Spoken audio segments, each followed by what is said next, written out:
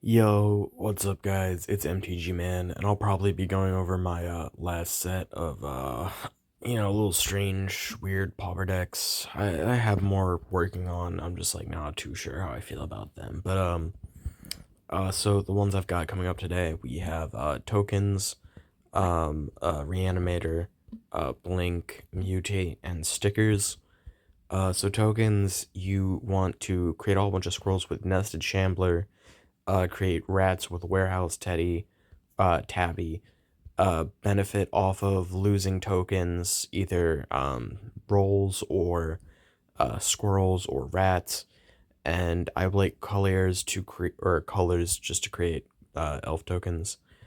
Gold vein pick is going to be value and creating treasure, more tokens. Bolts not dead after all will create wicked roll tokens. Deadly dispute again creates treasures. Go for the throat's removal, witch's mark is creating tokens and draw. Bravado is going to be the main way of bumping up nested shambler. Then we've got bridges, mountains and swamps. Sideboard claws is in a somewhat similar use to just bump up nested shambler. Gnawing crescendo could be another way to create tokens, and Mirkwood bats could act as a Nadir's Nightblade like fill in. Again, I'm not too confident with this deck. So I guess just saying we're gonna keep. You go turn one, draws Forge, enters tapped. Turn two, probably go in for a warehouse tabby. Into turn three, I think we would want to go nested shambler, drop it with bravado, so that's a 3/3. Is it each other? Oh, it's for each other, so it's just a 2/2. I guess play a mountain, drop a gold vein, swing in for three, hopefully create a treasure, and then you would theoretically, I guess you'd want to keep a Nadir's Nightblade hand, except that one. I guess this one. um, but yeah, you're just trying to benefit off of sacrificing creatures with rolls and creating more tokens and blah blah blah blah blah. Very flawed. I've only ever gotten it to like look good once. Wouldn't recommend. This one is a weird reanimator type dealo. So you try and mill cards with like Circle of the Land Druid. You want to discard big cards from your hand with Erstwhile Trooper, mill with Stinkweed Imp. So you either want to reanimate or use Ambitious Dragonborn, so that it'll get 10 +1/+1 counters because of Rust Goliath being in your graveyard. Nature's Claim and go for the throat for removal. Grapple with the Past for mill. Grizzly Savage for mill. Night's Whisper's draw. Dread Return is going to be your reanimate spell. Wild Growth because the deck's kind of expensive. Crawling Infestation, just to get more cards in your graveyard and or to build a board. Sideboard wise, this runs an extra forest and extra swamp because you're only running 18 lands. More Nature's Claims, Corpse Churn. Essence Harvest could be an alt win con. If your opponent is in like a Turbo Fog deck or something where you're not going to be able to attack in. So this one, I guess we go for Swamp turn one. Go for Night's Whisper turn two, drawing two cards. Go to turn three, play a forest. I guess we're gonna Grizzly Savage. We look at the salvage. Look at the top five, can put a land or creature into our hand. I guess we take Circle, Druid, put the rest in the graveyard. This is where we'd want to get away to discard our Rust Goliath. So I guess we would go mill 4. So now we have a Rust Goliath in the graveyard. Go to turn 5. Play Ambitious Dragonborn. It's a 10/10. Go to turn 6. Play Ambitious Dragonborn. It's a 10/10. Swing in for 10. And that's more or less how the deck works. If we have Stinkweed Imps and Circle of the Land Druids that we don't need, we can flashback Dread Return from the graveyard to get back a Rust Goliath and hopefully win the game because it's got Trample. Definitely a different-ish type of deck. not really seeing too much of it, and it's like a reanimator, not reanimator. This is a weird blink-ish deck. So it's a blink deck, but like you're not doing the normal. Well, you do the normal blink for value. I'll explain. So Dawnbringer Cleric can give you value. Spirit Companion draws cards, gives you value. Angel Heart Protector could give something indestructible if you need. However, we're really going to be blinking these two, because if you prototype them, you can cast them for only 4 or 5, and then when you blink them, they'll come back as their full body, so a 10/10 or a 6/5. And when Boulder Branch Golem enters the battlefield, you gain life equal to its power. So you blink it, gain 6 life, and let's say you blink with Ephemerate, you then blink it again, gain another 6 life. So it's got some sustainability. It uses Cloud Shift and Ephemerate as our 2 main blink cards. Nature's Claim for removal, along with Destroy Evil, Evolution Charm. This is partially just to get cards back from our graveyard if we lose them. Flicker of Fate is our other flicker card. Nature's Lore, Wild Growth, Forest, Plains, Radiant Grove. Sideboard just consists of more or less the same thing. I haven't really filled that out yet.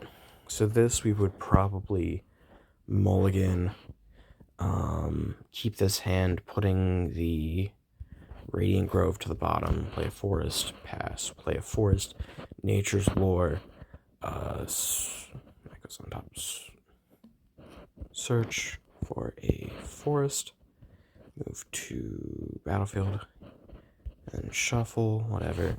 So Nature's Lore will put out that Forest, move to turn 4. I guess we would play Plains for turn, prototype it for 3, gain 3 life, go, and I think personally I would Cloud Shift it this turn, bring it back so we gain 6 life. Plains, prototype Russ Goliath, swing in for 6.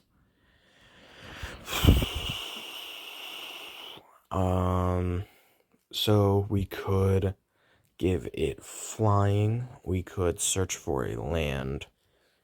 Either way, probably swing in. This is a 3/5, probably double swing. And then here you would just Flicker of Fate, the Russ Goliath. Now you have a 10/10. And at that point, you're probably winning the game unless your opponent can remove it. Mutate, definitely not a very good deck, but I like Mutate as an ability. So Mysterious Egg and Essence Symbiote get extra counters when you mutate on top. Migratory Greathorn ramps you when you mutate it. Vulpix gets bigger when it mutates. And Dreamtail Heron mutates and draws you a card. So it's just basically trying to create a big mutate creature with a bunch of +1/+1 counters. We have considered to go through the deck. Nature's Claim for removal, Spell Pierce and Counterspell, Stripe Evil for removal, Explores and Nature Lore.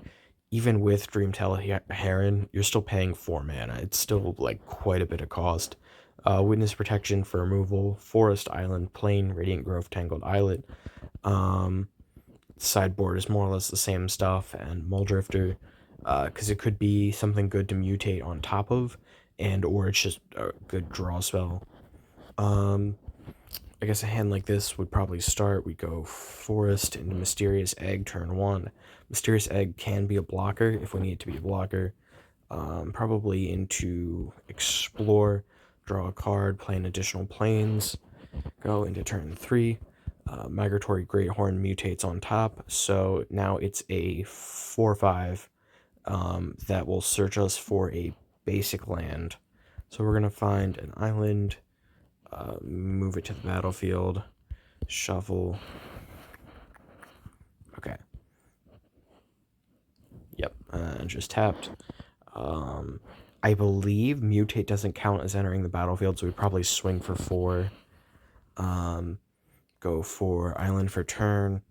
Mutate Vulpix, I guess, underneath. So since it counts as mutating on Monster Egg, gets +1/+1 counter, and then Vulpix gives it a +1/+1 counter and flying. So it's a 6/7 flying, and because we mutated, we get to search for another basic land. And basically that's how the deck works. You just keep mutating on top of a creature and accruing value, getting it super big. However, they all are just one creature, so if your creature gets removed, you're kind of fucked. And stickers works with art stickers mostly. So we champion gets a +1/+1 counter whenever you put an art sticker on something.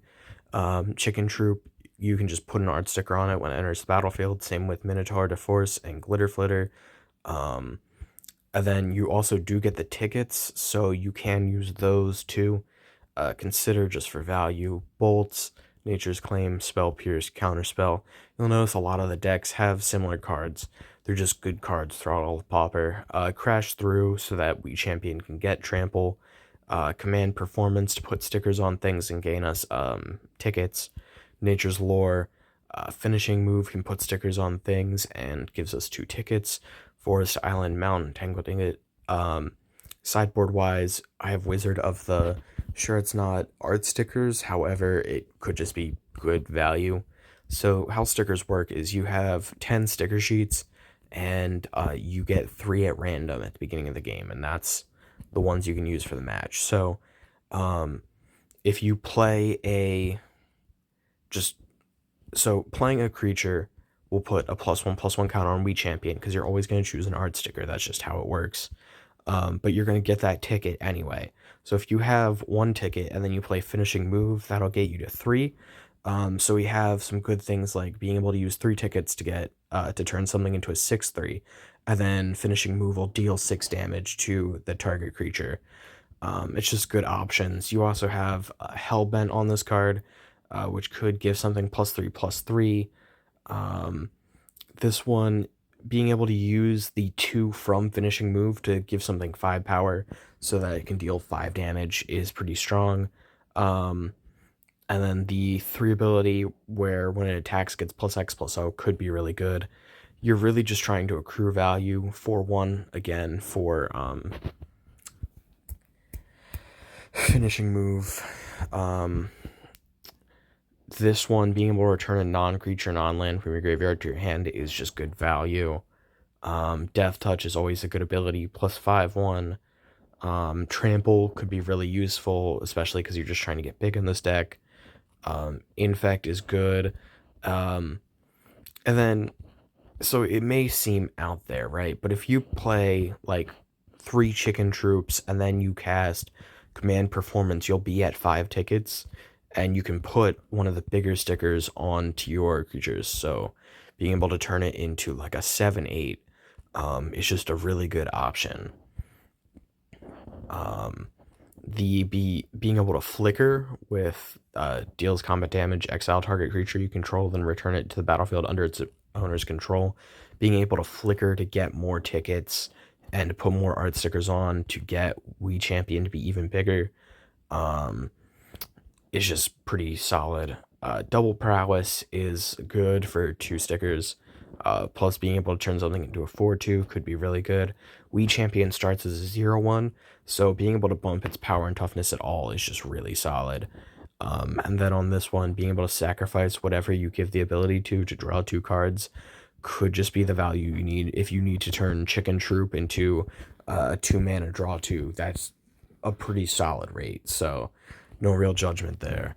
To just play out for funny purposes. So I guess we go turn 1 Me Champion.